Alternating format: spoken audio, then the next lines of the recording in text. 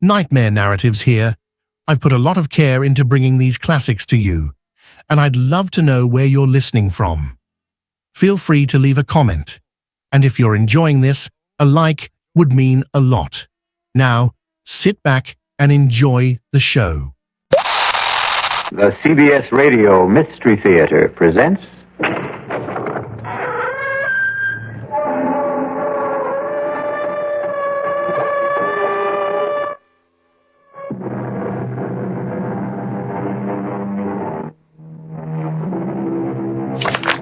Come in. Welcome.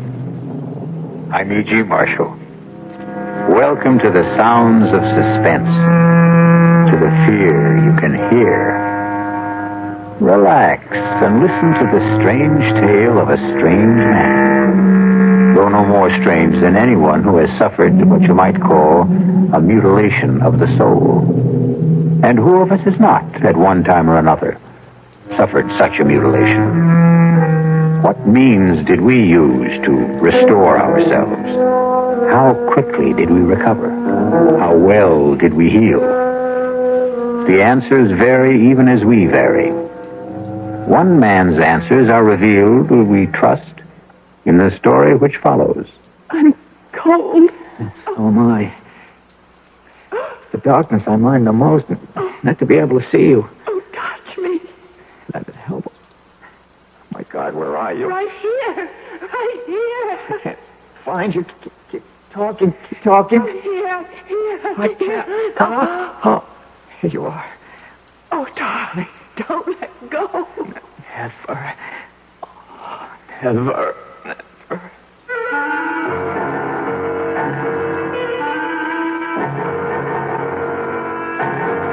Our mystery drama, The Deadly Hour, was written especially for the Mystery Theater by Elspeth Eric and stars Norman Rose. It is sponsored in part by Anheuser-Busch Incorporated, brewers of Budweiser. I'll be back shortly with Act One. In 1919, someone had a big idea. Let's help youth understand big business by starting them in small businesses of their own. And Junior Achievement was born. Each group elected a board of directors, chose a product, set up a production line, sold stock, and went into business. That year, 314 students made and sold products and learned the business of business.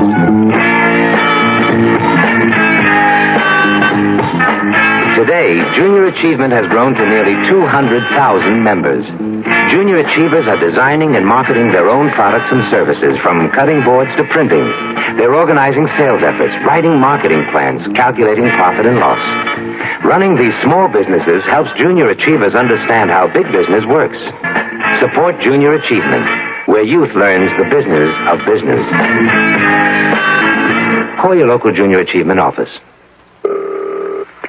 Hello. Hello, Mrs. Ken Driggs of Salt Lake City, Utah. Yes? Mrs. Driggs, my name is Ted Brown, and I'm calling for Campbell's Soup. And we're calling ladies in the Salt Lake City area asking if they'd like to sing the Campbell's Soup jingle. Come on, you're kidding. No, honest, I'm not. And if you sing the Campbell's Soup jingle for me, why, I'd love to send you a case of Campbell's tomato soup. All right, but if I sing it and you don't send it, I'll be awfully disappointed. Well, you just sing it and you see. Okay, goes, good, good. That's what Campbell soups are, good. That was just marvelous, really. And we're going to send you a case of Campbell's tomato soup. Are you kidding? I'm not kidding. How cold does it get in Salt Lake City, by the way? Below zero sometimes. But if you like skiing, you don't mind. Uh-huh. When it does get cold, good hot Campbell's soup warms you up. Yeah, that's right. Now, you enjoy yourself, you hear? All right. Bye-bye. Bye. The preceding recorded message was selected from random phone calls.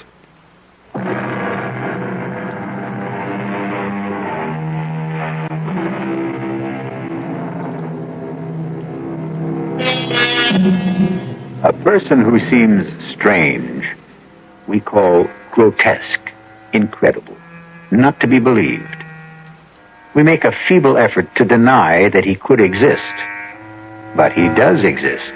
There he is before our eyes in all his strangeness. We do not believe in him because we do not know him, because once we know, we will have to believe. And this can be a long and painful process. Listen now to the story of Martin Jerome. See if you can believe it. Mr. Jerome, I only consented to see you because your letter sounded quite desperate. As a rule, I only see patients on referral. But your letter, may I read it to you? Perhaps it will help us to get started. Last night, I heard you being interviewed on a radio program. In the dark of my room, in the darkest hour of the night, I thought, here is a man who can help me to solve the awful predicament in which I find myself. I enclose a stamped, addressed envelope for your reply, since I have no phone. I am counting on you. Sincerely, Martin C. Jerome. Well, Mr. Jerome, the hour is passing, and I don't want you to waste your money. Take your time. Take your time if you have difficulty in talking. I'll wait. Doctor. Did you say something, Mr. Jerome? Doctor, you... Yes. You are the first person I have spoken to in 25 years. You said 25 years? Yes. I begin to understand your silence. Can you tell me what drove you into this silence? I married a woman. Yes. The most desirable woman in the world. My Helen. My adored one. I never thought that an insignificant man like myself could even aspire to possess such a woman. And the day she said those words to me, I could scarcely believe my ears. You're a dear, Martin, and I'd love to marry you. Helen, I can't think why you'd want a man like me. Because you're sweet. Let's get married right away. What about next week? The world changed completely for me. Everything became important, immediate. The sun shone just to keep me warm, and the breeze blew to make me cool. Me, Martin Jerome, me. I had been so blessed. Yes. It was a beautiful wedding. Helen had a great deal of money, and I was fairly well off. Many people came to the church, and even more to the reception. People of prominence. I knew them all. All but one. He was tall. Unusually tall. As I am unusually short. He was handsome, as I am not. He was charming, self-assured, very much at his ease. All of which I have never been. You couldn't help noticing him. Helen, who's that very tall man talking to your mother? The pale man with the black mustache? I have no notion, love. It's probably someone Mother invited. Good looking, isn't he? Sort of. Come on. Time to cut the cake. We sailed for Europe. My head was swimming with visions of the life I had embarked on. The good life, the beautiful life. One night on the ship, we were at dinner. Helen, look over there. To your right, against the wall, sitting by himself. Isn't that the man who was at our wedding? 500 people at our wedding, love. He's getting up from the table. The tall man, black mustache. Your mother must have invited him, you said. Oh, then I guess she did. After dinner, we danced for a while. Then Helen said she had a headache, but I should stay and enjoy myself. Well, I tried, but I couldn't enjoy myself without her. I was too much in love for that. I watched the dancers for a while, drank a brandy. I managed to kill an hour, and then I went down to our stateroom. Helen wasn't there. When I stepped back out into the corridor, there she was, coming out of another stateroom about 6 doors from ours. Darling. You weren't in our room. I didn't know what to think. You said that you had a headache. I've been doing a little detective work. You were so anxious to know who the tall man was. Well, I found out. He's not precisely a friend. His mother came to the wedding and dragged him along. Helen, you were in his stateroom. I ran into him in the corridor, and he said to come in for a nightcap. Let's go to bed. Our stateroom is much nicer than his, by the way. We went to Paris. And then because she loved to ski, we went to St. Moritz. She was very good on skis, effortless as a bird flying. I watched and watched and never got tired of watching. And then, one day, there he was again, the tall man. I've got to catch the ski tow. Wait for me. Helen, he's here. Who's here? The man from the wedding, the man from the ship. Oh, is he here? Oh, so he is. Well, I'm off. Wait for me.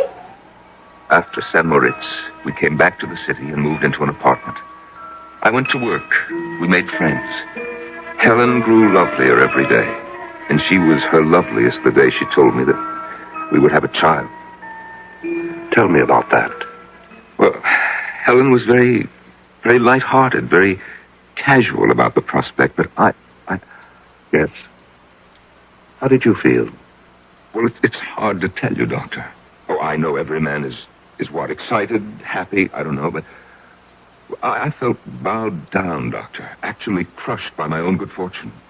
That a man like myself, so petty, so pitiable, should be given a child by a woman like Helen. Have you always thought of yourself as petty and pitiable? I have. Why? Because I am.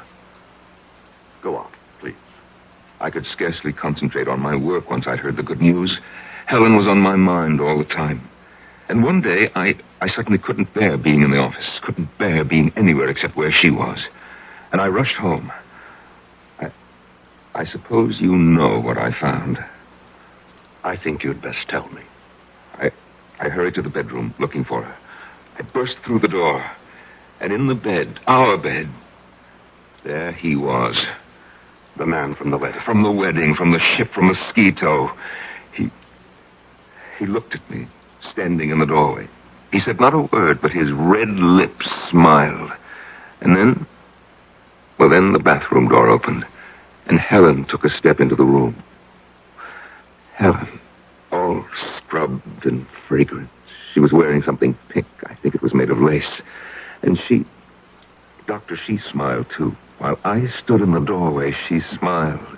And then she said, "Well, love, now you know." And the world rocked, and I felt as though I had died, but I hadn't. I was still standing there. Doctor, I've never told what I just told you to anyone before. Not to anyone? It wasn't simply grief that I felt. It was my pride that had been destroyed. My marriage to Helen had built up a sort of pride. I thought, if she loves me, then I must be something. Oh, it is not a good thing, Doctor, to build your pride on what other people think of you, or seem to think. No, it isn't. So I cleared out. That was 25 years ago. And I have not said a word to anyone until today. How have you lived? Well, I had a business, import and export. I kept the business, but I dismissed my staff. I had the phone removed and made arrangements to conduct my affairs by mail. I took a one-room flat with a little kitchen, a bed, a chest of drawers, an easy chair with an ottoman. And to one side of the chair, my hi-fi stereo set and my records. To the other side, my books. After my work, I'd sit in my easy chair with my feet on the ottoman, listen to my records and read. Only writers who are dead, however. I'd read till about 10 o'clock, eat a little something, and go to bed. The next morning, go to work all day, and do the same thing all over again. No relaxation of any kind? No enjoyment? Well, vacation in the summer. I shut down the office for 2 weeks and take my vacation. Where do you go? I take a train. 2 trains, actually, and a bus. To a little town on the coast called Marsh Hills. You've probably never heard of it. I'm afraid I haven't. No one has. And there's no reason why anyone should. And you spend your 2 weeks in Marsh Hills? Oh, no. No, I merely stable my horse there. You have a horse? About 15 miles from Marsh Hills, Doctor, close to the sea. There's a cave hollowed out of the rock by the waves. And when I get to Marsh Hills, I arrive every year on the same day. They have my horse ready for me, and I ride the 15 miles to the cave, and there I spend my vacation. In a cave? For 2 weeks? I walk. I canter my horse on the beach. I gather what edible herbs there are growing in the rocks. I boil them. They're very tasty, really. And at the end of 2 weeks, I return my horse to the stable and take my bus and the 2 trains back to the city. And you've lived this way for 25 years. Oh, yes. But, Doctor, last summer something happened. I arrived in Marsh Hills as always. My horse was waiting for me, as always. And we started off at a walk for the cave by the sea. There is always a certain excitement when I begin to smell the sea. And I know that soon I shall be out of sight and sound of any human being. There will be only the sea, the sun, the wind, and my cave. It is the most thrilling moment of the year for me. I suppose it's the only one. Soon I will have my solitude. At last, I'm on the sand. My horse feels the excitement as I do. I feel him extend himself. And as we round the last bend in the shoreline, I see it. I see it, my cave, my refuge. But last summer, yes, I pulled my horse up at the entrance to the cave. I sat listening to the rhythms of the ocean. And then, all at once, I heard a sound. A sound that I had never heard before in that deserted spot. And the sound, Doctor, was coming from inside my cave. Never had I felt such anger. I was faint with hatred. I dismounted and I crept to the side of the cave where I knew it sloped to the ground. Quietly climbed to the roof. I found a tiny chink in the stone, no more than 1/8 of an inch wide. I put my ear to it. Beneath me I heard laughter and tender words and all the sticky, silly sounds that lovers make. Are you my girl? Oh, so much your girl. How much? This much. I can't hardly see how much is this much. It's too dark in this place. Then come here. Uh-huh. Oh, darling, darling love. They were kissing. They were using my sacred sanctuary for lovemaking. I almost fell from the roof of the cave. I struggled to stay where I was, and my feet dislodged a shower of stones. What was that? Sounds like a rock slide. Yes, some rocks in front of the entrance. Lots of them. Hey, maybe we better move them. Oh, we can still get out. Let's stay a little longer. I love this place. All right. I climbed down. My brain was on fire. My whole body was on fire. I had never felt such hatred as I felt then. Not since... Well, Doctor, you know when, I've told you. I took hold of a big boulder. Yes, these skinny arms went round it. This puny body pushed and shoved till it stood against the mouth of the cave, was tight against the mouth of the cave. I heard the voices of the lovers, fainter now from inside. George, it's really dark. Darker than before. Aaron, there's no light at all.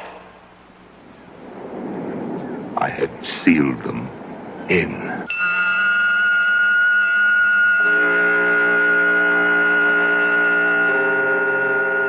What is darkness?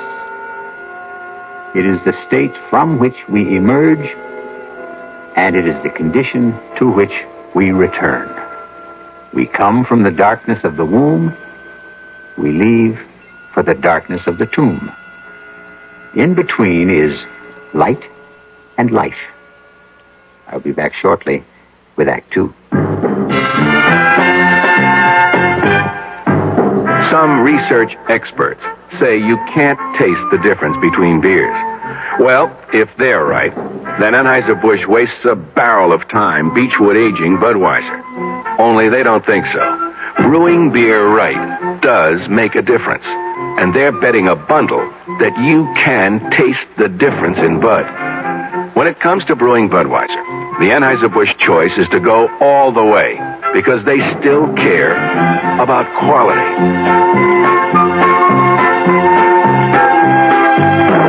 Look at it this way.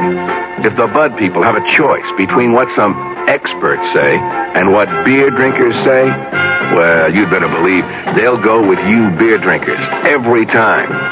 When you say Budweiser, you said it all. Anheuser-Busch, St. Louis. I love you. I love you. Love you. Love you. Love you. Love you. That's why Hallmark makes over 1,000 different kinds of Valentines to get everybody's message across on Valentine's Day. I love you! Let Hallmark say you care enough to send the very best on Valentine's Day, Thursday, February 14th. That's Thursday the 14th.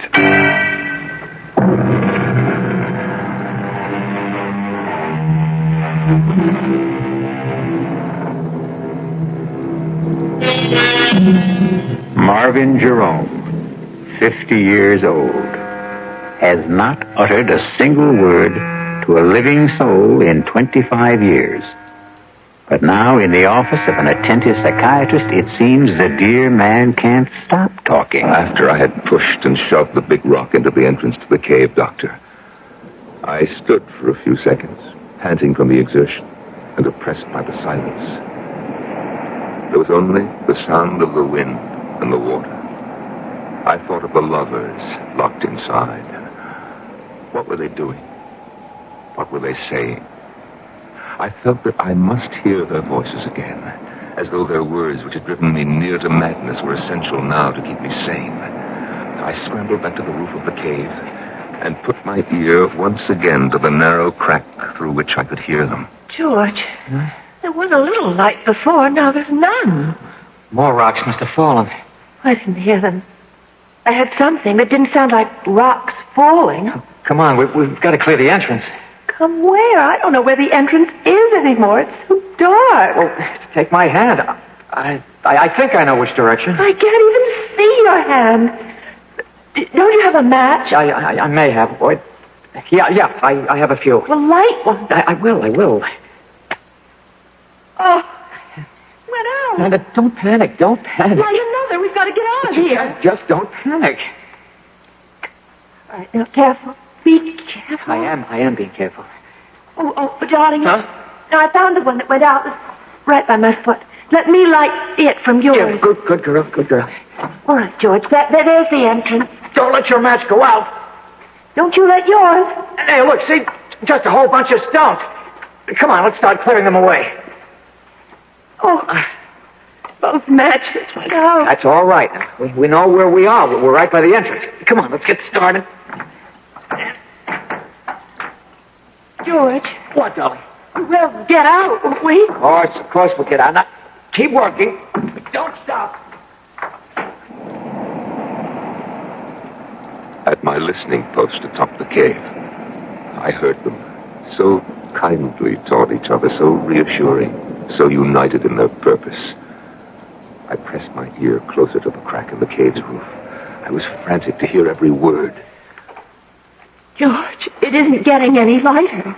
Shouldn't it start to get lighter? Yes, it should. Oh, why doesn't it? How should I know why? I'm sorry, darling. Oh, that's all right. Marion. What, darling? We've cleared all the stones away. But there's no light. No. None. Why not? Why isn't there?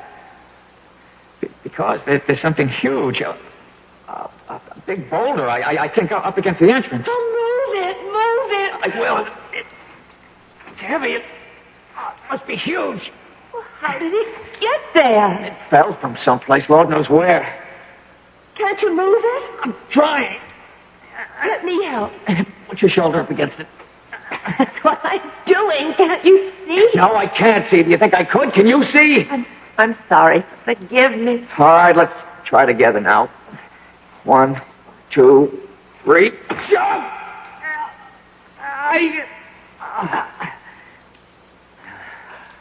I don't think we moved it at all. No, not a centimeter. Darling, you know what the trouble is? awful. We're tired, that's all. Clearing away all the stones just took our strength. And eaten this morning. We need to rest for a little while. Then we'll be able to move it.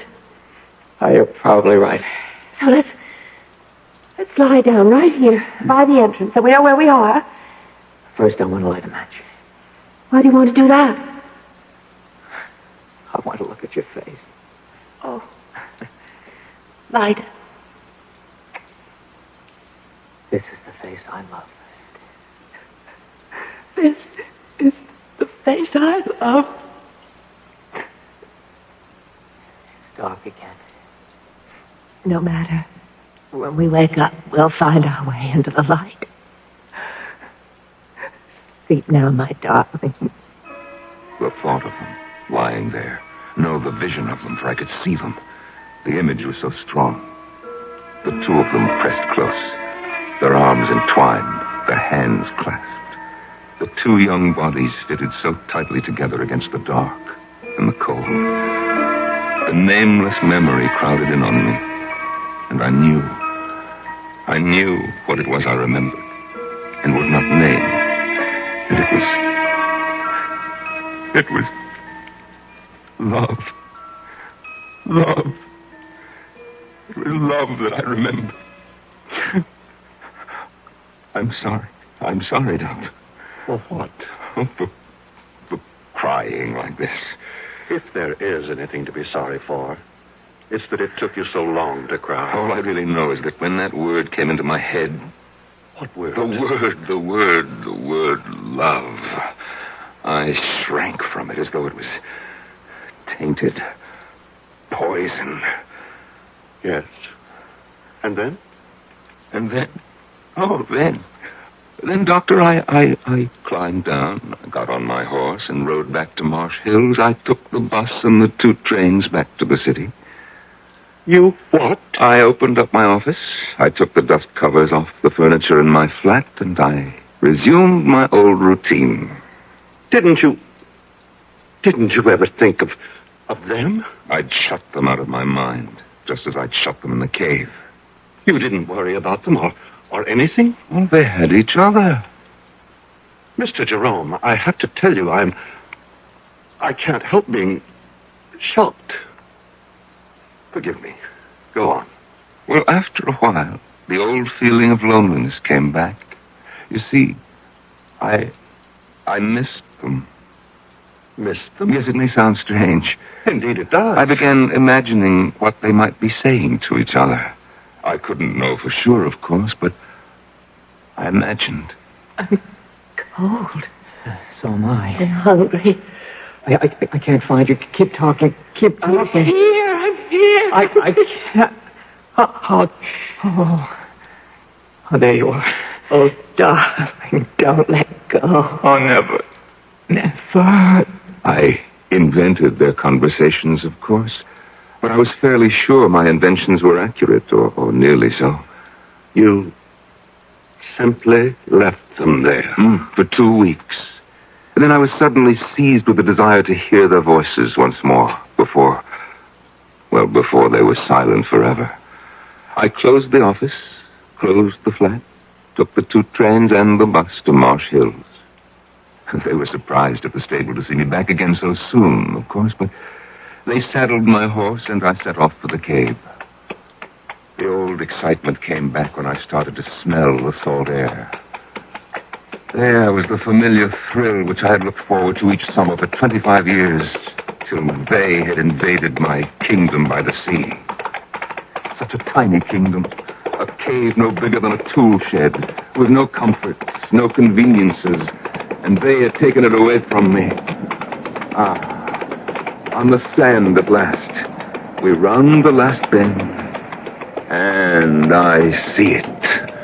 My cave, my refuge. And even from a distance, I can see that the big boulder still stands wedged into the entrance. What did you do then, Mr. Jerome? I dismounted. I climbed to the roof of the cave. After all, I had made the long and rather arduous trip to hear their voices once more, if I could. I crouched down. I put my ear to the narrow crack.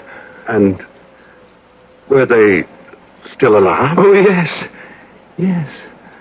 Weak, of course, but alive. Oh, yes, they were still alive. Are you all right, George? Yes.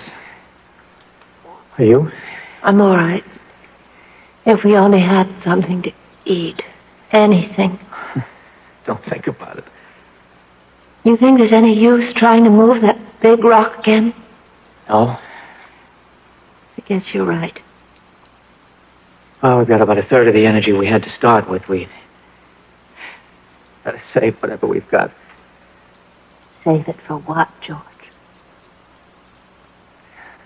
I don't know. I know. For when somebody finds us, it's possible, isn't it? For somebody to find us? Of course. Oh, George, I'm thirsty. Can you find the place where that trickle of water runs down the side? I think so. Feel along the cave wall to your right. So black in here. You should be there by now. Light the match. No, it's the only one we have. George, wasn't there sort of a ridge, an indentation where the water trickled down in some moss? That's right. Well, I think I found it. Oh, good. There's no water. There must be. There isn't. Then you're in the wrong place. Didn't you find it? You're so smart. I know exactly where. It's about here, right? Remember this. It ought to be right here. Yes, it ought to be, but it isn't. It ought to be, but it isn't. Marion, shh. There's no food. Now there's no water.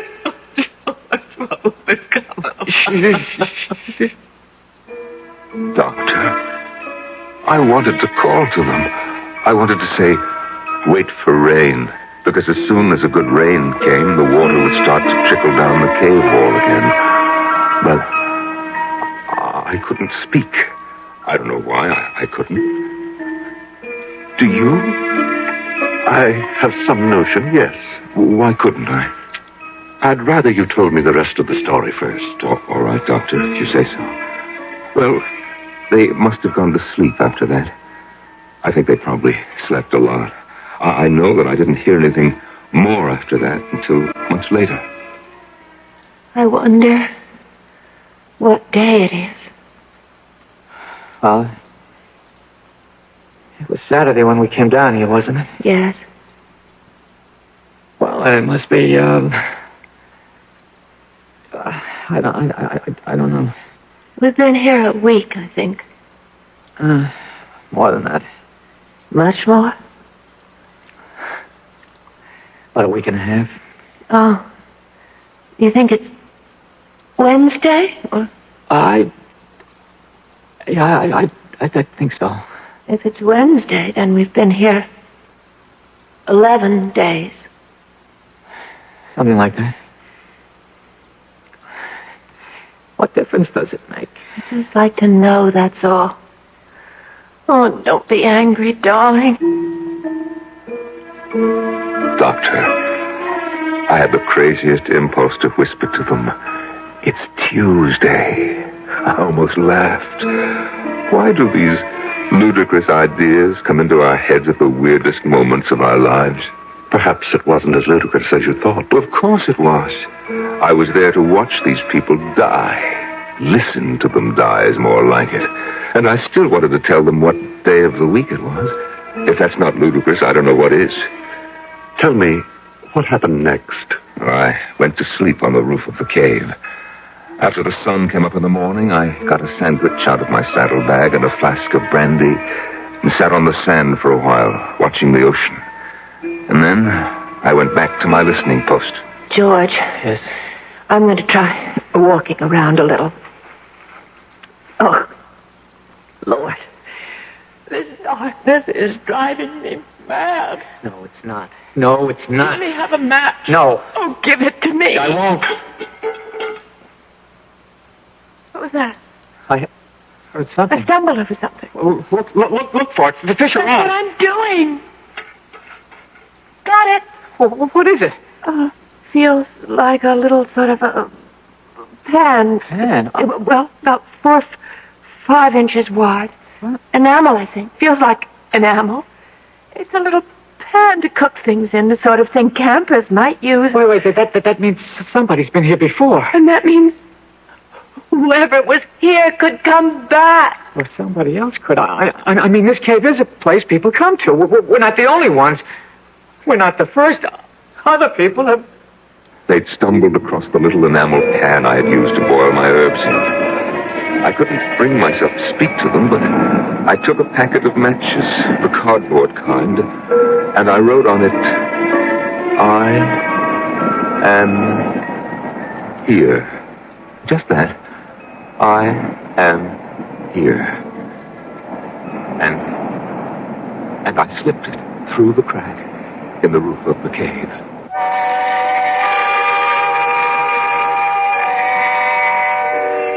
Three little words. I am here. I suppose the most cherished trio of words in our language consists of I love you. But surely there are times of trouble when I am here is even more welcome. I'll be back shortly with Act 3. And now another tale of the ball and chain. At Kellogg's Special K presents Last Tango in Pittsburgh. There I was at Raoul's All-Night Tango Lounge. My little orchid, will you tango with me? It was Raoul. You're a splendid dancer. But what was that? I was what? That sound effect. Oh, I'm a few pounds overweight, and this ball and chain points out how my extra weight can get in the way. I'm pointing you back to your chair. Our heroine decided to lose that extra weight. She exercised and ate smart at every meal, starting with a Special K breakfast. A bowl of Special K, skim milk, tomato juice, and coffee. It's less than 240 calories, 99% fat-free, and 100% delicious. After a while, she was rid of the ball and chain and back at Raoul's. Darling, you're looking fantastic. What a happy ending. What ending? We're just getting started. Raoul, get lost. Your happy ending could begin with the Kellogg's Special K breakfast. And that's another tale of the ball and chain. Give your hand to a friend. Give your heart to your heart. Give your cold. Contact, the sooner the better. Hey, I'm back. How's that cold? Rotten. Get the contact? I got everything. Contact, cold tablets, and this liquid. Oh, no. Honey, it's all cold medicine. Well, sure, but it only takes one contact for up to 12 hours continuous relief from sneezing, drips, congestion. For that, I'd need 6 of your cold tablets. 2 every 4 hours. Or 3 ounces of nighttime liquid. 1 every 4 hours. Or just one contact. The tiny Tide pills do it. Well, it's all cold medicine. Those others contain antipyretic analgesics. The liquid, antitussive, and alcohol. They're not in contact. 6 or 3 or 1. I choose the one contact. Me too. And I'm the one with the cold. Give your cold. Contact, the sooner the better. 6 or 3 or 1. When you catch a cold, take contact. Only as directed.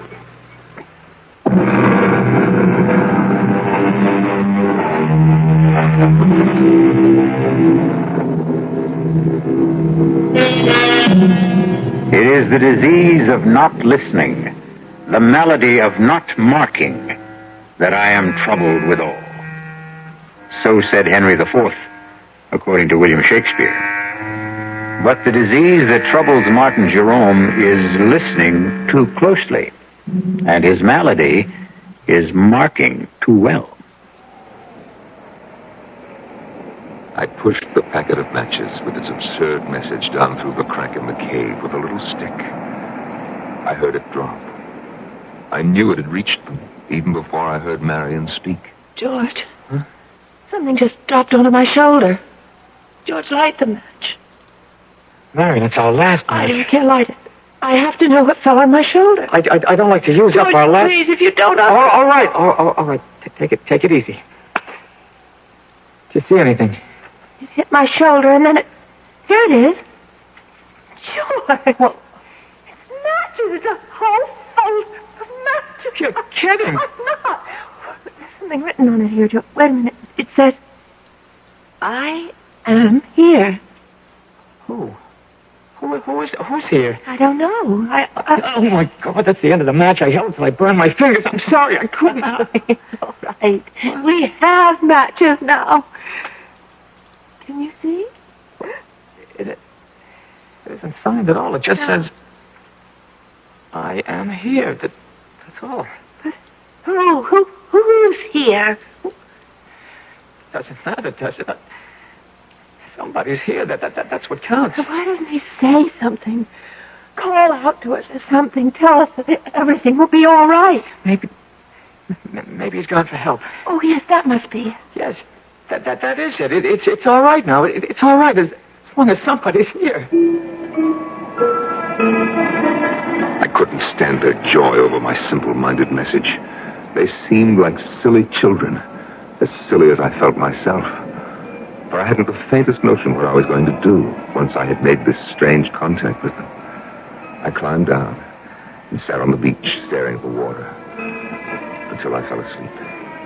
I must have slept the rest of that day and all night because it was the sun coming up behind the horizon that woke me. I went back to the cave, climbed to the roof, and put my ear to the crack. George, I can't stand it. Where is he? How should I know? Stop asking me. He wouldn't give us a message like that. He wouldn't write, I am here on a package of matches and then just go away, would he? How do I know? You keep asking me as though I had an answer. Oh, I'm not hungry anymore. I haven't been hungry for a long time. I just feel terribly weak. Damn it, I know. Now, will you shut up? Just shut up. We'll die here, George. Be quiet. No water. No food. We'll die here. I said shut up. Whoever wrote that note must have been a madman. Wherever he was, he's gone away. Yes. And we'll die in this cave. I don't intend to die in this cave. Oh. And just what do you think you'll do about it? Something? Nothing you can do. I'm just not going to die. Yeah. Not yet. Yeah, you are. Make up your mind to it. What are you doing now? I'm going to light a match. Matches. We have matches. No food. No water. Just matches. George. I'm not going to die. Not yet. Not me. George. Not me. I felt as though the world had stopped. Actually, I had stopped. All at once, I knew what I must do. I didn't want to go completely out of my mind. I clambered down from the roof. I ran to the cave entrance. I tried to move the big boulder that blocked it. I knew even before I tried that I wouldn't be able to do it. But my mind was working brilliantly. I ran to where my horse's saddle and bridle lay on the sand. And after taking it all apart, I began working to put it together again for a new purpose. Oh, I used everything. The girth, the reins, the stirrup leathers. And in an hour, I had fashioned a crude device. I led my horse to the cave entrance. Somehow, I wrapped the girth around the boulder and made it firm. The reins circled my horse's shoulders. And then I stood back and gave him a sharp rap on the flank. He moved. And the boulder moved. The boulder moved away from the entrance to the cave. There was room for me to squeeze through. Just inside, I found them. She lay there in a faint. He lay across her. And his teeth were sunk in her breast.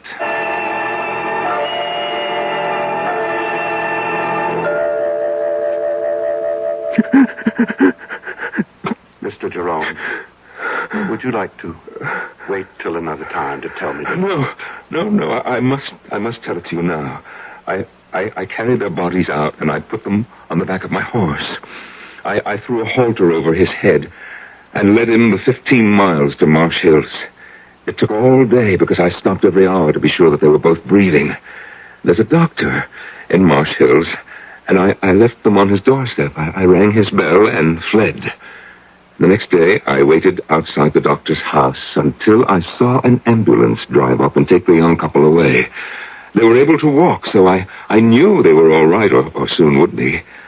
I went back to the city, but not before I had memorized the name of the hospital, which was printed on the ambulance.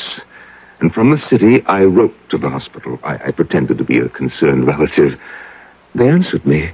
They said that the girl, Marion, had already been discharged, but that they were keeping the young man for a few days more. They would let me know when he could go home. And they did let me know. I remember it was on a Sunday. And as he walked out of the hospital, I was waiting for him. He didn't seem at all surprised to see me. I took his hand. He came with me quietly. We boarded the bus. We took the 2 trains, no trouble at all. And when we got to the city, we went to my flat. He undressed, he bathed, and got into my bed. And he went to sleep.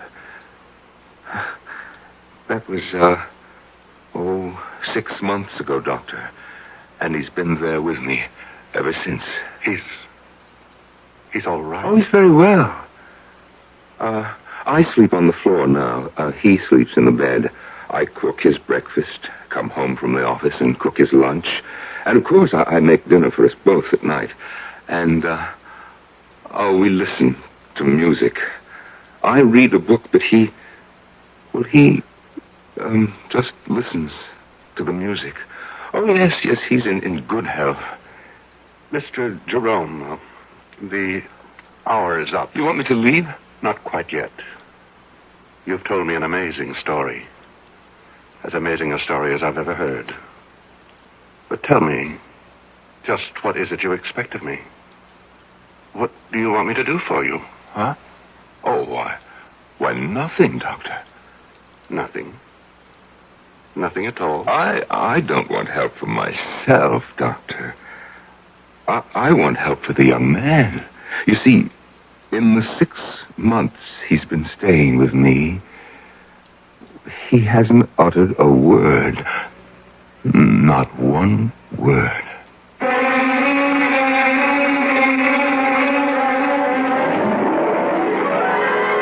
Go see the doctor, young man. Yes, George, he can help you to unburden yourself. He will make the words pour out in full confession, and you'll feel the better for it. Why, look what he has just done for Martin Jerome. As the deadly hour passed. I'll be back shortly. Young I may be, but still I'm a man. Just turned 18 and I'll do what I can to find me a place where I can be me. Get ready for life and be free as the sea. Where do I go from here? Oh, where do I go from here? I finished school, but what lies ahead? Don't want to get trapped, want to feel free instead. All over the world, there's so much to do. The call of the sea, don't you hear it too? Where do I go from here? Oh, where do I go from here? What about the new Navy? You'll get your chance at success, learn an exciting job, and see the world. Call toll-free 800-841-8000. That's 800-841-8000. Or see your Navy recruiter. Be someone special in the new Navy. I know where I'm going from here.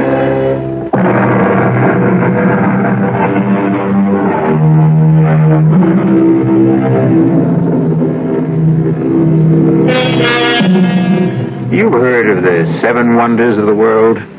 The Grand Canyon, the Taj Mahal, Niagara Falls, and I forget the other 4. No matter. Because they are simple things compared to the human mind in all its deviousness, all its twists and drifts. Why, I could sit in wonder at the human mind for the rest of my life. Our cast included Norman Rose, Marion Seldes, John Barragray, and Jack Grimes.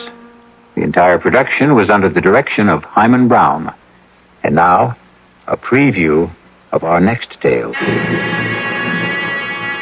That's impossible. Why is it impossible? It's all right for the simple-minded hicks up here to swallow that superstitious nonsense, but me, I'm a doctor. There has to be a reasonable, logical, rational explanation for what happened to George Morrissey. Oh, there is. He offended the spirit of the mountain. Oh, you consider that reasonable, logical, rational? Would you feel better if I said there's something up in that mountain, a virus, a bacillus, a fungus, which somehow causes immediate aging? It would be a more rational explanation. You mean more acceptable? I want to know what you believe. I believe the evidence. If you go up there, you can die. Radio Mystery Theater was sponsored in part by the Kellogg Company, makers of Kellogg's Special K cereal. This is E.G. Marshall inviting you to return to our Mystery Theater for another adventure in the macabre. Until next time, pleasant dreams.